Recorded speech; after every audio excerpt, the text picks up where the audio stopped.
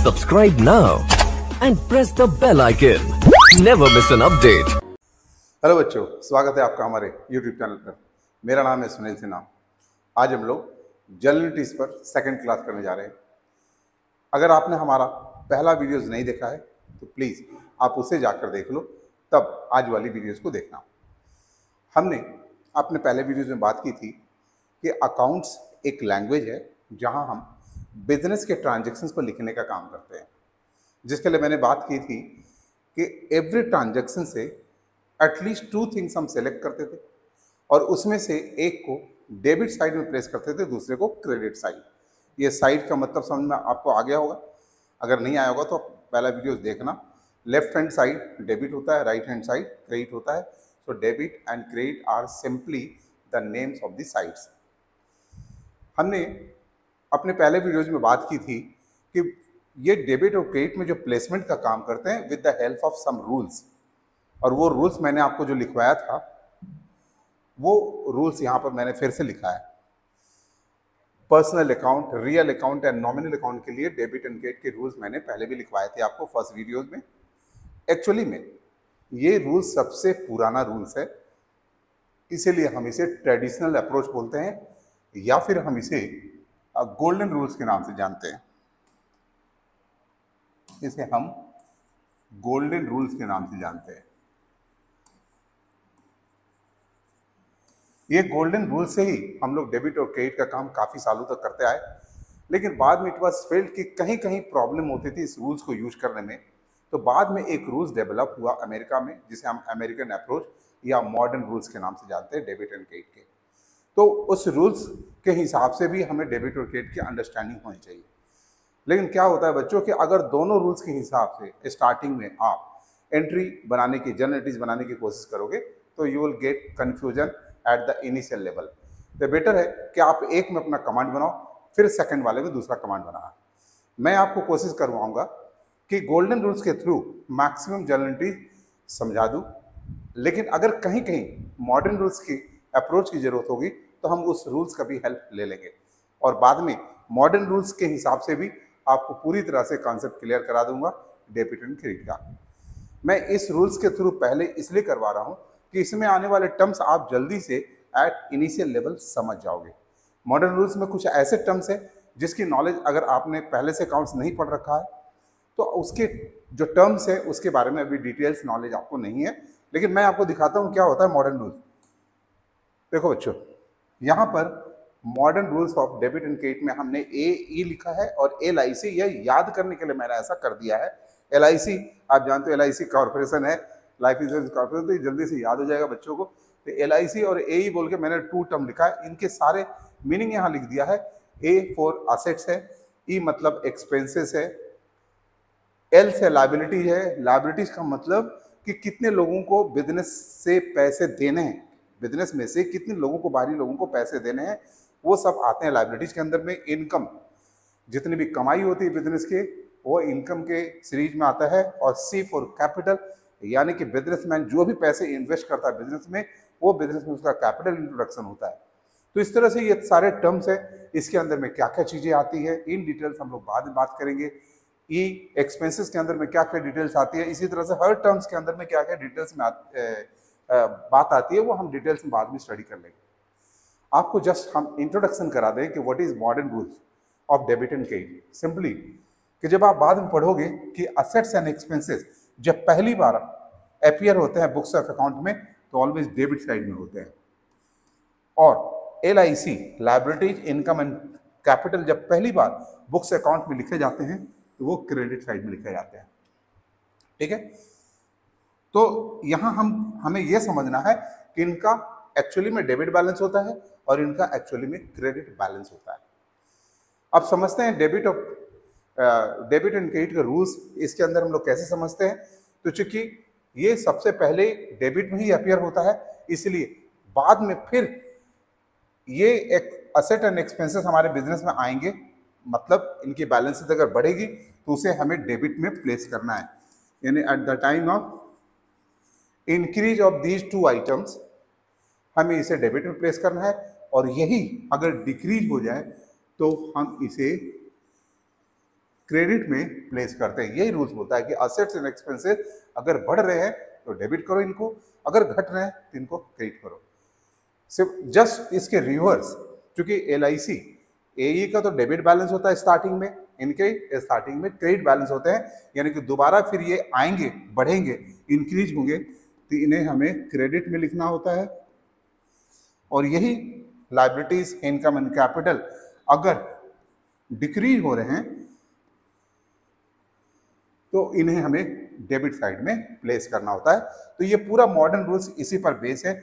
जितने भी सारे आइटम्स है आप इसको मॉडर्न रूल्स के तहत इन 5 चीजों में डिवाइड कर सकते हो, जबकि गोल्डन रूल्स में आप सारी चीजों को थ्री थिंग्स में आप डिवाइड करते थे, और वो था पर्सनल, रियल एंड नॉमिनल। देखो बच्चों, अगर दोनों रूल्स को लेकर अगर हम एक साथ चलेंगे तो ऑब्वियस है कि आप कंफ्यूज होने वाले हो। तो मैं आपको कंफ्यूजन के स्टेट में नहीं रखना चाहता हूं। मैं चाहता हूं ग्रेजुअली, धीरे धीरे हर बातों को सीखे, क्योंकि डिस्टेंस काफ़ी लंबी है। तो आप संभल के चलो तो आपको कोई कंफ्यूजन नहीं होगी और बाद में आपको प्रॉब्लम सॉल्व करने में बिल्कुल आसानी रहेगी। तो अभी हम बात करते हैं, आज के क्लास में हम लोग गुड्स के बेसिस पर कुछ एंट्री लिखवाएंगे और समझेंगे। सबसे पहले बच्चों, गुड्स क्या होता है इसे समझना है। ऐसे तो जनरली कोई भी कमोडिटी या कोई भी सामान को हम गुड्स बोल लेते हैं, but in business, in account, हम गुड्स का मतलब सिर्फ उसी से कंसर्न रखते हैं कि जिस चीज़ का हम डील कर रहे हैं, मतलब जो आइटम्स या कमोडिटीज हम परचेज कर रहे हैं सेल करने के लिए, उसे ही सिर्फ हम गुड्स बोलते हैं।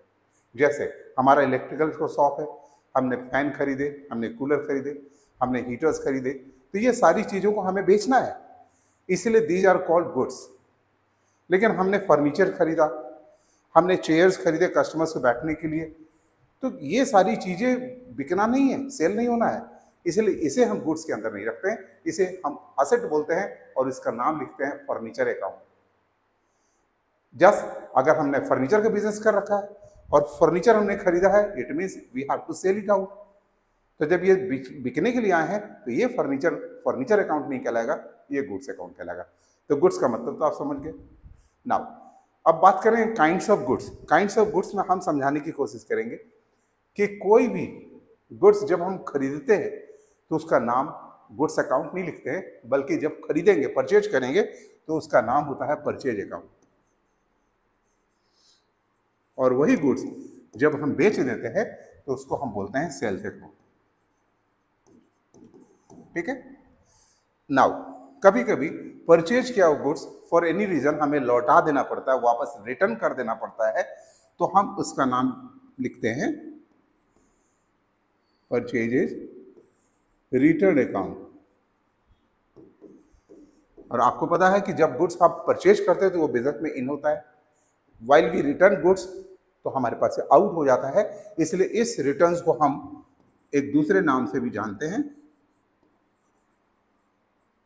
Returns outward account.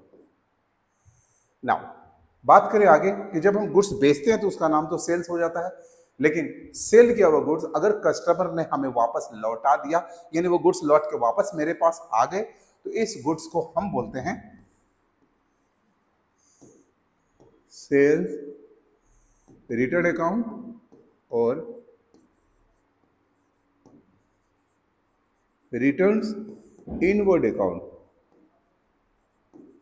ठीक है बच्चों।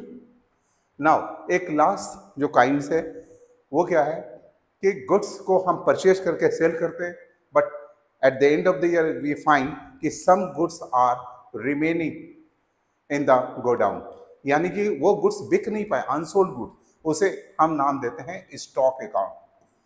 तो इस तरह के गुड्स के ये 5 नेम्स हैं, और इसके बेसिस पर जब हम जर्नल एंट्रीज करेंगे तो हमें सिलेक्शन करना होता है कि हम out of these 5 which one will select to write in the books of account. तो ये हमें समझना पड़ता है, और ये हम क्वेश्चंस, ट्रांजैक्शंस के थ्रू समझेंगे। तो चलो बच्चों, आज की क्लास में हम लोग फोकस करेंगे गुड्स से रिलेटेड जर्नल एंट्रीज, और ग्रेजुअली हर क्लासेस में जर्नल एंट्रीज में हम कुछ ना कुछ नई चीज़ें आपको सिखाएंगे, क्योंकि ये स्टार्टिंग है आपका अकाउंट। तो मैं चाहता हूं कि आपके कंफ्यूजन किसी भी तरह के नहीं आए और शुरू से क्लैरिटी इस टॉपिक पर आपका बना रहे। तो चलो बच्चों, अगला हम ट्रांजेक्शन्स को लाते हैं अपने सामने और फिर यहाँ बात करते हैं purchase goods for cash. Purchase goods for cash पहला ट्रांजेक्शन ये है। आपको पता है कि यहाँ पर हम गुड्स सेलेक्ट करेंगे और कैश सेलेक्ट करेंगे। कैश हमारा कौन सा अकाउंट है? रियल अकाउंट है। गुड्स भी रियल अकाउंट है, लेकिन हमें गुड्स नहीं लिखना है, हमें परचेजेज लिखना है। और purchases is a nominal account. Purchases को नॉमिनल क्यों बोलते हैं? क्योंकि हम गुड्स खरीद रहे हैं बेचने के लिए, तो इसे हम एक्सपेंस ट्रीट करते हैं और ये एक्सपेंस है तो नॉमिनल अकाउंट है। तो जब ये नॉमिनल अकाउंट है और एक्सपेंस है तो इसे डेबिट करना चाहिए as per nominal account rules. तो हम लिखेंगे परचेजेज अकाउंट डेबिट और कैश। ये दो चीज हम लोग सेलेक्ट कर रहे हैं, कैश इज और रियल अकाउंट। और रियल अकाउंट के रूल्स है debit what comes in, credit what goes out. It would be better बच्चों कि आप ये जो रूल्स मैंने लिखवाया है ये अपने सामने कॉपी में लिख के रख लो एंड देन हमारा वीडियो देखो, ताकि जब मैं बोलता रहूंगा तो आप साथ साथ कॉपी भी देख लेना, ताकि आपकी क्लैरिटी एकदम स्पष्ट हो जाए। और कैश को हम लोग क्रेडिट करेंगे। ये फॉर्मेट के अंदर में कैसे लिखा जाता है वो भी मैंने फर्स्ट क्लास में करके दिखाया था, तो प्लीज बच्चों आप उस फर्स्ट क्लास को वीडियोस जो है वो देख लो। तो इस तरह से हमने इसकी एंट्री कर ली। देखो एक ट्रिक्स और तरीका मैं बता देता हूं कि गुड्स के केस में अभी आपका स्टार्टिंग पीरियड है, आप ज़्यादा कंफ्यूजन में ना रहो। आप एक काम करो कि अगर गुड्स चाहे परचेज हो रहा है या सेल हो रहा है, आप मान लो ये रियल अकाउंट है और रियल अकाउंट के रूल बड़ा आसान है, अगर आ रहे हैं तो डेबिट, जा रहे हैं तो क्रेडिट। अगर ऐसे करके करोगे तो आपकी बड़ा क्लैरिटी इसमें मिल जाएगी। बाद में तो ये नॉमिनल अकाउंट है, उसकी कॉन्सेप्ट हम समझ लेंगे। कभी कभी हमें मॉडर्न रूल्स का सपोर्ट लेना पड़ता है, इसलिए बेटर है कि स्टार्टिंग में हम एक प्रिकॉशन लेते हैं कि इसे हम रियल अकाउंट की तरह ट्रीट कर लेते हैं। और है तो ये nominal account, as per rule तो हमें नॉमिनल अकाउंट के हिसाब से ट्रीट करना पड़ता है, लेकिन आप अभी से अगर कोई ट्रिक्स प्ले कर लेते हो तो शायद ये आसानी हो जाएगी। बाद में तो आप मास्टर होने ही वाले हैं। तो चलो बच्चों अभी देखता हूँ ये सेकंड ट्रीटमेंट, सेकंड ट्रांजेक्शन हमारा क्या है, purchase goods from Mayank on credit. अब यहाँ पर टू थिंग्स हमें सेलेक्ट करने हैं। एक तो गुड्स सेलेक्ट होगा और इसका नाम क्या होगा, तो वो जो 5 हमने लिखाए थे, purchase, purchase return, sales, sales return, तो आपको पता है जब गुड्स खरीद रहे हैं तो इसका नाम परचेज अकाउंट होगा। और दूसरा जो सेलेक्ट होगा वो मयंक सेलेक्ट होगा, बिकॉज ये क्रेडिट बेसिस पर परचेज हुआ। जब भी हम कोई चीज़ क्रेडिट बेसिस पर परचेज करते हैं तो उस पर्सन कंसर्न को हम सिलेक्ट करते हैं लिखने के लिए। तो यहाँ पर Mayank will be selected and Mayank is a personal account. Rules आप देख लेना, पर्सनल अकाउंट के रूल्स है debit the receiver, credit the giver. यहाँ पर we are purchasing goods from Mayank, he is giving goods, so Mayank is a giver. So Mayank को will credit, Mayank will be credited, Mayank will be credited to, ये हम इसका answer लिख रहे हैं, सॉरी मैंने मयंक को क्रेडिट करा था, Mayank will be credited and debit क्या होगा, गुड्स, एंड गुड्स का नाम क्या है, परचेज। मैंने बताया गुड्स को अगर आप रियल अकाउंट की तरह ट्रीट कर रहे हो फिलहाल तो वो कम्स इन हो रहा है, इसलिए हम डेबिट करेंगे, तो बड़ा आसानी से आप इसे समझ रहे हो। ऐसे है ये नॉमिनल अकाउंट और purchase is an expense and nominal account में एक्सपेंस को रूल्स बोलता है कि डेबिट करना है तो ये डेबिट हो जाएगा। तो इस तरह से हमने ये 2 एंट्री सीख ली। चलो बच्चों, हर एंट्री में कुछ ना कुछ आपको चेंजेस मिलेंगे और इस चेंजेस के थ्रू हमें अपनी अंडरस्टैंडिंग को बहुत क्लियर भी करनी है। जैसे देखो यहाँ पर purchase goods for cash ₹10,000 from Mayank, यहाँ मयंक का नाम था, यहाँ भी मयंक का नाम है, लेकिन यहाँ क्रेडिट था, यहाँ कैश है। When we purchase goods on cash basis, then we do not select any personal account. In this transactions, Mayank will not be selected और हमें सेलेक्ट करना ये 2 चीज़ों को, और कैश आउट हो रहा है, गुड्स इन हो रहा है, इसीलिए हम डेबिट और क्रेडिट करेंगे। और आपको पता है कि यहाँ गुड्स का नाम होगा परचेज, तो एंट्री में purchase account debited to cash account होगा, यानी अब हमारी एंट्री इसके लिए ये होगी। यानी कि पहली वाली जो एंट्री हमने की थी ना, the same entry for this we will pass, क्योंकि we have to select only 2 things here. तो आपने एक रूल्स यहां समझा कि when cash is given in the question and person name is also given, then we will select cash and not person concern. Now बात करते हैं अगले ट्रांजैक्शन को, समझते हैं। Purchase goods from Mayank ₹10,000। यहाँ गुड्स है, कैश इज नॉट गिवन। तो यहाँ एक रूल्स और समझना है कि अगर कैश नहीं दिया हुआ है और पर्सन कंसर्न का नाम दिया हुआ है, क्रेडिट भी नहीं लिखा हुआ है, देन हमारा एजम्पशंस होगा कि हम इसे क्रेडिट मानेंगे। पर्सन का नाम दिया हुआ है, कैश नहीं दिया हुआ, इसे हम क्रेडिट समझेंगे। और here we will select only two things, one is Mayank, another is goods. Mayank is a giver, so Mayank will be credited. Goods comes in, मैंने बोला अभी रियल अकाउंट बना मान के चलो, ऐसे परचेज है, एक्सपेंसेस हम डेबिट करेंगे, तो goods will be debited with the name purchase. तो अपना एंट्री बेटा बनता है इसमें परचेज डेबिटेड टू मयंक, यानी आपका ये वाला एंट्री यहाँ पर फिट हो रहा है, purchase account debited to Mayank. तो इस तरह से आज हम लोग गुड्स पर डिस्कशन करते जाएंगे, आपको गुड्स से रिलेटेड एंट्रीज की क्लैरिटी बिल्कुल अच्छी हो जाएगी। अभी हम क्वेश्चन नंबर 5 पे आते हैं। लिखा है purchase goods worth ₹10,000 from Mayank at 10% trade discount. देखो बच्चों, अभी एक नया बात आ गया कि ट्रेड डिस्काउंट ये क्या होता है, पहले हम इसको समझते हैं। देखो डिस्काउंट जो होता है उसका मतलब होता है छूट, यानी आपको परचेजेज करते समय कुछ अमाउंट छूट के रूप में दी जाएगी। ये जो होता है ये 2 टाइप्स के होते हैं, एक ट्रेड डिस्काउंट और दूसरा कैश डिस्काउंट। ये ट्रेड डिस्काउंट का मतलब क्या होता है और कैश डिस्काउंट की क्या मतलब है उसको समझते हैं।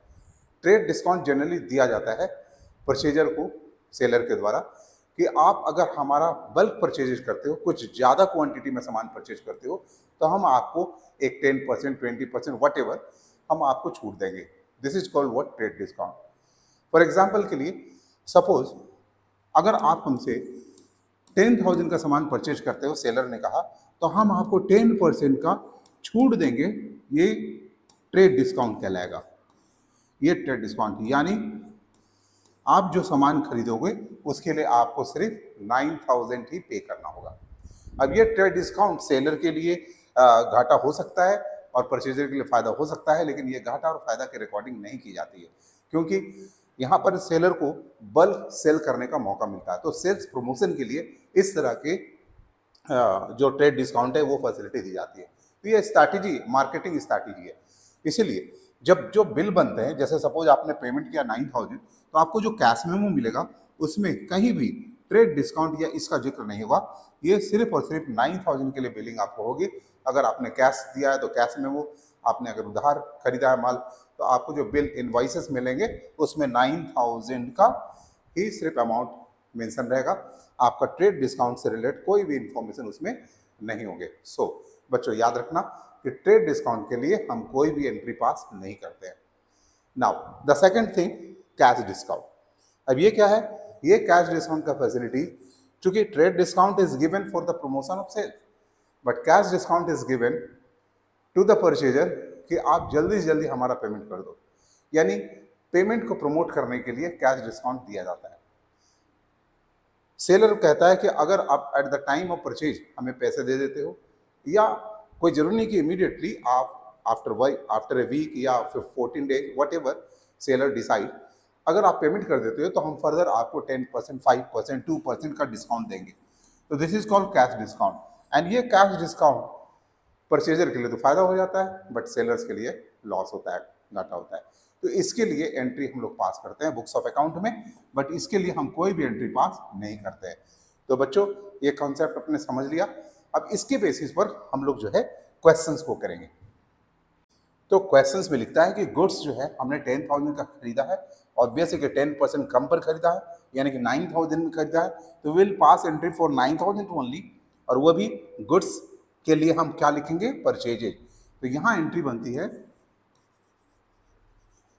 परचेजेज अकाउंट डेबिट 9,000, चूंकि यहाँ पर मेंशन नहीं कि कैश में परचेज हुआ या नहीं, एंड बट मयंक का नाम जो है वो मेंशन है, इसका मतलब this is done on credit basis. So we will write Mayank account,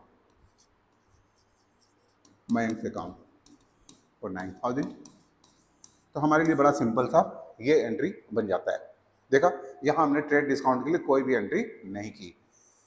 आगे बढ़ते हैं क्वेश्चन को, दूसरे क्वेश्चन को भी समझते हैं। Purchase goods worth ₹10,000 from bank, the same thing is written at 10% trade discount. यहाँ तक तो आप लोगों ने देख लिया था।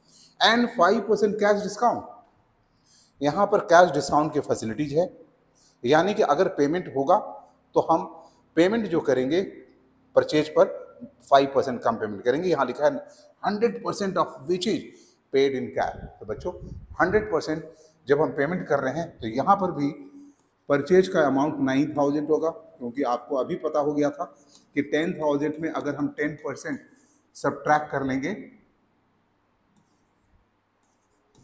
ट्रेड डिस्काउंट के नाम पर, तो परचेजेज अकाउंट डेबिट होगा सिर्फ 9,000 से। ट्रेड डिस्काउंट के लिए कोई भी एंट्री प्रोवाइड हम लोग नहीं करेंगे। नाउ कैश पेमेंट हो रहा है, तो क्या कैश हम लोग पूरा का पूरा पेमेंट करेंगे 9,000? बिल्कुल नहीं। हम 9,000 में इसका 5% कम पेमेंट करने जा रहे हैं, यानी कि 450 विल मेक पेमेंट लेस। तो we are paying 8550, cash goes out, so हम यहाँ 8550 कैश के लिए एंट्री करेंगे क्रेडिट में। नाउ आपको पहले ही बताया था कि कैश डिस्काउंट के लिए भी हम लोग एंट्री करते हैं, तो यहाँ कैश डिस्काउंट जो है हमारा 450 का है। क्योंकि हम पेमेंट कर रहे हैं, लेस पेमेंट कर रहे हैं, ये discount as per nominal account हमारा इनकम है, और इनकम को रूल्स कहता है कि उसे क्रेडिट करना है, इसलिए हम इसे क्रेडिट करेंगे। और बता दें कि जब इनकम होता है डिस्काउंट तो उसका नाम होता है डिस्काउंट रिसीव्ड अकाउंट।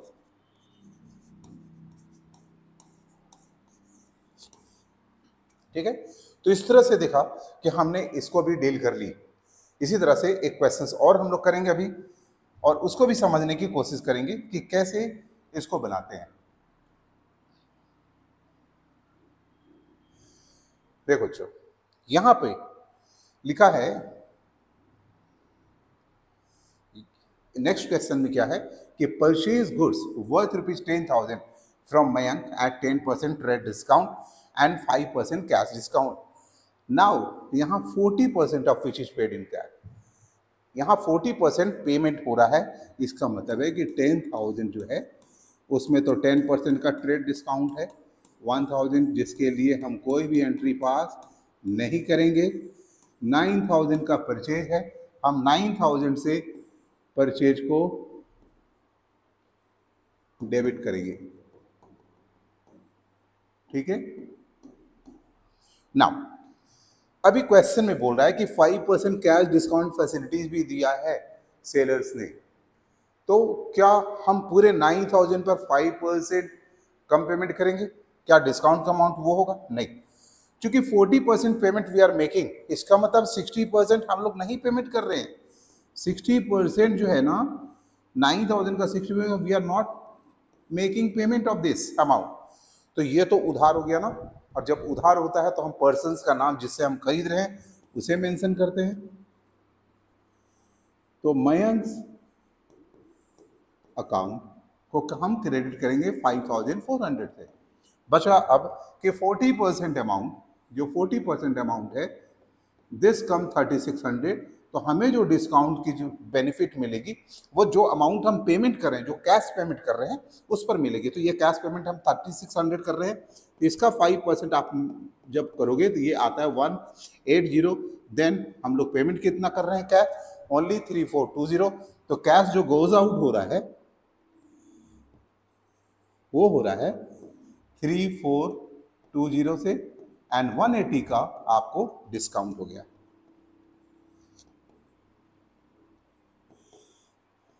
आप देखोगे यहां पर कि आपका जो क्रेडिट का टोटल है ये यहां पर इससे मैच होना चाहिए। आप यहां पहले भी देखे होंगे जो हमने बनाया था कि जो क्रेडिट का टोटल है वो भी मैच हो रहा था आपको 9,000, और इसकी भी टोटल करोगे तो ये 9,000 आता है। तो इस तरह से trade discount and cash discount के बेसिस पर हमने ये 3 क्वेश्चंस किए हैं।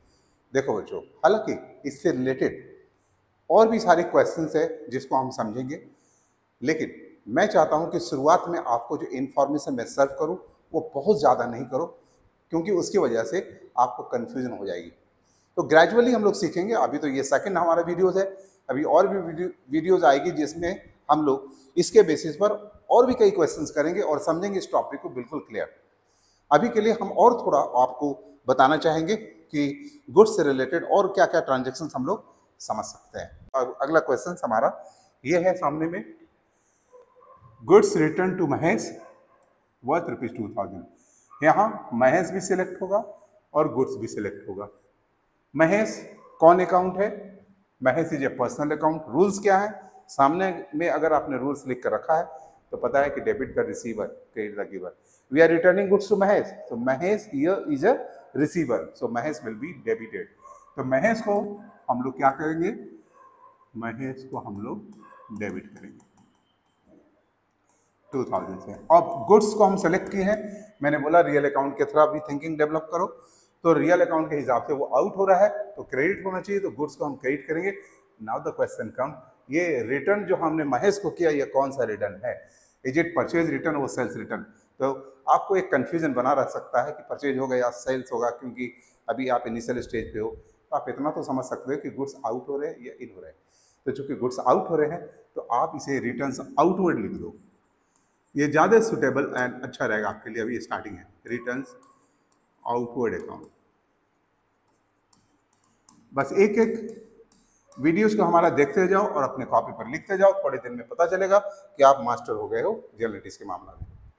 ना गुड्स सोल्ड टू अंकित, यहाँ पर हमने गुड्स बेचा है, अंकित को बेचा है, उधार बेचा है। ऑब्वियस है कि Ankit will be selected, goods will be selected. तो अंकित पर्सनल अकाउंट है, रिसीवर या गिवर में क्या है? मैंने उसको बेचा, he is receiving goods, he is a receiver, so Ankit will be debited. Debit the receiver का जो रूल्स है उसको हम फॉलो करेंगे और 10,000 से उसमें हम लिखेंगे। नाउ गुड्स हमारा आउट हो रहा है इसलिए क्रेडिट होगा, लेकिन अब बात आती है कि इसे नेमिंग करने की। जब हम गुड्स खरीदते हैं तो उसका नाम परचेजेज अकाउंट होता है, यहाँ गुड्स बिक रहा है तो उसका नाम सेल्स अकाउंट होगा। बच्चों धीरे धीरे काइंड्स ऑफ गुड्स का यूजेज आपको समझ में आ जाएगा। नाउ बात करते हैं अगले ट्रांजेक्शन पर, गुड्स रिटर्न बाय अंकित। अच्छा, बाय अंकित का मतलब अंकित ने लौटाया, तो मेरे पास गुड्स आया या गया? तो ऑब्वियस है कि अंकित लौटा रहा है, मतलब मेरे पास ये गुड्स आ रहा है, तो ये गुड्स डेबिट होगा, इन हो रहा है तो। और ये कौन सा रिटर्न होगा? इन वाला, यानी रिटर्न्स इनवर्ड। तो हम गुड्स को जो डेबिट करेंगे रिटर्न्स इनवर्ड के नाम से, तो लिखेंगे returns inward account debit to Ankit, और ये अमाउंट हो गया 1000। तो इस तरह से हमने जो काइंड्स ऑफ गुड्स है उसका यूज किया इस ट्रांजेक्शन के थ्रू, उसके नेम को सेलेक्ट किया और तब हमने एंट्री बनाई। अभी कुछ एडिशनल और भी कुछ एंट्रीज है जिसको हम समझने की अभी कोशिश करेंगे। कुछ अलग हट के बातें हैं इसमें, लॉजिक है बेसिकली जो समझने की जरूरत है। देखो बच्चों, यहाँ क्या है? Goods worth ₹400 given away at charity. Charity के नाम पर गुड्स आउट हो गए, चैरिटी के नाम पर गुड्स आउट हो गए। क्या गुड्स को हमने सेल किया है? नहीं, लेकिन गुड्स तो बाहर जा रहे हैं तो गुड्स को तो क्रेडिट करना जरूरी है। चैरिटी के नाम पर क्या? तो charity will be selected to be return. अब चैरिटी कौन अकाउंट है? It's a nominal account. Nominal account के रूल्स है डेबिट ऑल एक्सपेंसेस, आप कॉपी में लिख रखे होगे ना, तो ये एक्सपेंसेस है इसलिए डेबिट होगा। तो चैरिटी को हम डेबिट करेंगे बच्चों, चैरिटी अकाउंट डेबिट 400, और गुड्स को क्रेडिट करना है क्योंकि गुड्स गोज आउट है, बाहर जा रहा है, तो इसे क्रेडिट करना है। अब इसका नाम क्या होगा? तो इसके नाम को लेकर ना ये परचेज जैसा गुड्स लगता है, ना इसका नाम परचेज लग रहा है देखने में, ना सेल हो रहा है, ना ये परचेज रिटर्न ना सेल्स रिटर्न है, और इसी चारों में हमें सेलेक्ट करना है। तो बच्चों यहाँ पर हम परचेज अकाउंट सेलेक्ट करते हैं। अब आपको बड़ा कंफ्यूजन हो रहा है, परचेज अकाउंट क्यों सेलेक्ट करेंगे? क्या गुड्स हम खरीद रहे हैं? नहीं। तो मैं थोड़ी बात आपको इसमें समझाता हूँ, हालांकि इसमें थोड़ी बात और भी समझना पड़ेगा। देखो, परचेजेज को अभी हम रियल अकाउंट मान के आपसे एंट्री करवा जरूर है, लेकिन है वो एक्सपेंसेस। वो क्या है? एक्सपेंसेस है, नॉमिनल अकाउंट है। नॉमिनल अकाउंट में एक्सपेंसेस, और एक्सपेंसेस के बारे में मॉडर्न रूल्स बोलता है कि अगर एक्सपेंसेस कम हो जाए तो उसे क्रेडिट कर देना है। मॉडर्न रूल्स बोलता है एक्सपेंसेस कम हो जाए तो उसे क्रेडिट कर देना है। देखो आपको यहाँ पर मॉडल रूल्स दिखाता हूँ। ये एक्सपेंसेस है, अगर ये कम हो रहा है तो इसे क्रेडिट करना चाहिए। इसी बेसिस पर हम उसे क्रेडिट करने जा रहे हैं, क्योंकि हमने जो गुड्स खरीदे थे बेचने के लिए, बाद में क्या होता है ना बच्चों कि परचेजेज और सेल्स को हम कंपेयर करते हैं कि प्रॉफिट हो रहा है या लॉसेस हो रहा है, लेकिन हम परचेजेज वो अमाउंट को हम लोग कंपेयर करते हैं जो अमाउंट जो गुड्स को हमने बेचा है। लेकिन जो गुड्स हमने बेचा ही नहीं है, किसी और को दे दिया है, तो नेट परचेजेज फाइंड करने के लिए उस गुड्स का, वो परचेजेज का अमाउंट को हमें हटाने की जरूरत है, माइनस करने की जरूरत है, क्योंकि वो डिक्रीज हो गया है। और परचेजेज चूंकि नॉमिनल अकाउंट है और डिक्रीज हो गया है, इसीलिए हम उसे क्रेडिट करते हैं। तो एक तो मॉडर्न रूल्स के हिसाब से ये होता है क्रेडिट, बट फिलहाल के लिए बच्चों आप चूंकि नए हो तो आप समझ लो कि ठीक है ना, थोड़ा देर के लिए समझ लेते हैं कि for other reason if goods out from the business, तो हम उसे नाम दे देंगे परचेज का। क्रेडिट तो होगा ही होगा, लेकिन नाम दे देंगे परचेज का। तो अभी इस चीज स्टार्टिंग में बहुत कंफ्यूजन आपको नहीं होने वाली है। हर टर्म पर कुछ ना कुछ आपके कॉन्सेप्ट जुड़े हुए होते हैं। सारे कॉन्सेप्ट को आज ही क्यों सीख ले, धीरे धीरे, अभी पूरे समय बचे हुए हैं, हम लोग धीरे धीरे सीख लेंगे। ठीक है, तो चलो यहाँ पर इसी टाइप के दूसरे भी क्वेश्चंस है कि goods worth ₹1000 were loss due to fire. Fire की वजह से गुड्स जल गए, गुड्स बिजनेस से आउट हो गया। नेट इफेक्ट जानने के लिए गुड्स को क्रेडिट करना पड़ेगा, परचेज के नाम से परचेज, नेट परचेज जानने के लिए क्रेडिट करना पड़ेगा 1000 से। और डेबिट में एक लॉस को हम देंगे जगह लॉस। आपको पता है नॉमिनल अकाउंट में रूल्स बना हुआ है debit all expenses and losses, क्योंकि यह लॉस है इसलिए डेबिट होगा as per nominal account rules. और इसके लिए एक नेम होगा loss by fire account, loss by fire account. चलो बच्चों अभी और करते हैं हम लोग। Goods worth ₹1500 were stolen by some employ. 1500 रुपए का गुड्स बाहर हो गया, चोरी हो गया, तो गुड्स को तो आउट करेंगे। और अभी आपको अभी समझ लेना है कि इसके नाम होंगे परचेजेज अकाउंट। वैसे भी आपको मैं बता दिया कि नेट परचेज को समझने के लिए हमें परचेज के बैलेंस को कम करने हैं, डिक्रीज करने हैं। नॉमिनल अकाउंट तो नहीं, लेकिन हमारा मॉडर्न रूल्स बोलता है कि अगर एक्सपेंसेस डिक्रीज है तो उसे क्रेडिट करना है। और डेबिट में लिखेंगे लॉस, चोरी से हुआ है, लॉस बाय थेफ्ट अकाउंट। तो इस तरह से हम लोगों ने यहाँ तक एंट्री समझ ली।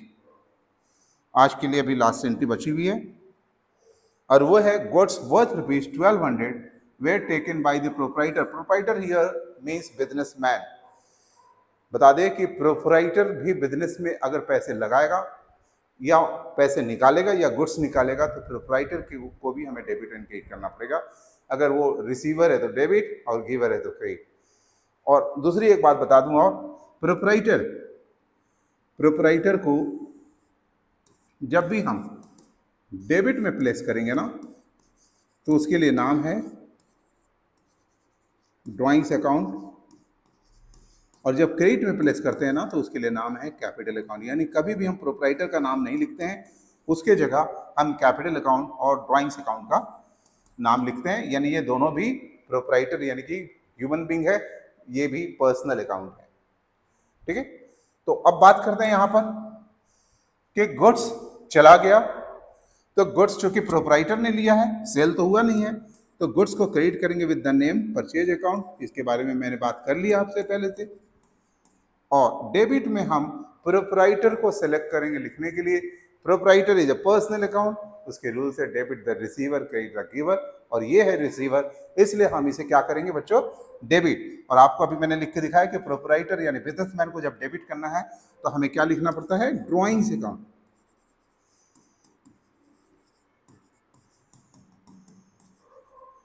$1200। तो इस तरह से बच्चों आज का मेरा फोकस था आप लोगों के लिए कि गुड्स से रिलेटेड एंट्रीज को सीखे। हालांकि ऐसा नहीं है कि गुड्स से रिलेटेड बस इतना ही ट्रांजैक्शंस होते हैं, अभी बहुत सारे ट्रांजैक्शंस होंगे जो हम लोग बाद में करेंगे, लेकिन इनिशियल लेवल पर हम थोड़ी थोड़ी इन्फॉर्मेशन इतना ही देना चाहते हैं जिसकी समझ आपको बन जाए। आप हमारा वीडियो को फॉलो करो, बार बार देखो, और कॉपी में लिखने की बहुत ज़रूरत है for students. Writing makes a student perfect. तो आपको परफेक्ट बनना है तो स्टार्टिंग में आपको राइटिंग प्रैक्टिस जरूर करनी चाहिए। तो आज के लिए इतना ही बच्चों, हमारा वीडियो अगर आपको अच्छा लग रहा है बच्चों तो इसे लाइक करें, हमारे चैनल को सब्सक्राइब करें और दोस्तों में तो शेयर करना बिल्कुल भी नहीं भूलें। फिलहाल मिलते हैं अगले वीडियोज में। टिल देन बच्चों, take care and bye bye.